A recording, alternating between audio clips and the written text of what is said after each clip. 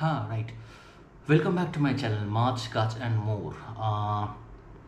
ভুলে যাওয়াটাই স্বাভাবিক ব্যাপার, যেহেতু অনেকদিন ধরে লাইনটা বলছি না আমি, তো সেই জন্যে। বাট আমি কেন বলছিলাম না, কারোর কখনো কি মনে প্রশ্নটা এসছে যে আচমকা কী হলো ব্যাপারটা?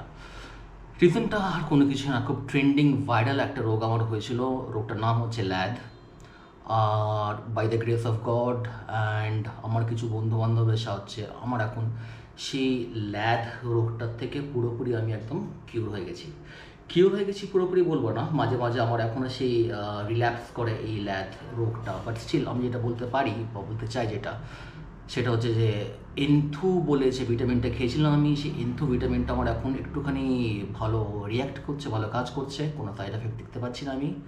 তো আমি এটা হোপফুলি বলতে পারি হয়তো যে আমার ল্যাধের যেই টাইমটা ছিল, ওই ল্যাধের জন্য যে ভুগেছি আমি, সেটা কেটে গেছে, খারাপ ওয়াক্ত চলে গেছে। অ্যান্ড হোপফুলি এখন আর কোনো দিনও আসবে না। ওই হয় না যেরকম, মানে সব টিকা ফিকা লাগাতে হয়, কি যেন বলো ওটা, পোলিও হলে যেরকম একবার হয়ে গেলে হয় না, চিকেন পক্স যেরকম একবার হয়ে গেলে হয় না, শুনেছি আমি জানি না এটা অত সত্যি কিনা, বাট ল্যাদও একবার যদি কারো হয়ে আর যদি চলে যায়, এন্থু ভিটামিনটা হচ্ছে এক রকমের ভ্যাকসিন, অ্যান্টি ল্যাদ বলা যায়।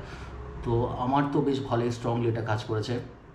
অনেক টাকা পয়সা জলাঞ্জলি দিয়েছি, ঘাস টাস এই ওই পোকা মাকড় কিনে ফিনে। কেন কিনেছি? রিজনটা একটাই, সেটা হচ্ছে যে আমি একটা টেরারিয়াম করতে চলেছি। টেরারিয়ামটা হচ্ছে আমার নতুন একটা অ্যাডভেঞ্চার বলতে পারো, বা something that I have not tried before. নতুন একটা ডাইরেকশান আমি আমার হবিটাকে নিয়ে যাওয়ার চেষ্টা করছি। তো আই উইড এক্সপেক্ট যে তোমরা একটুখানি দেখো, এনকারেজ করো মাঝে মাঝে।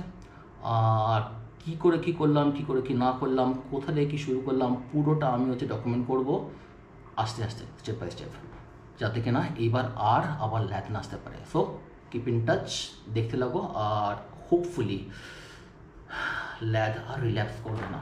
Thank you.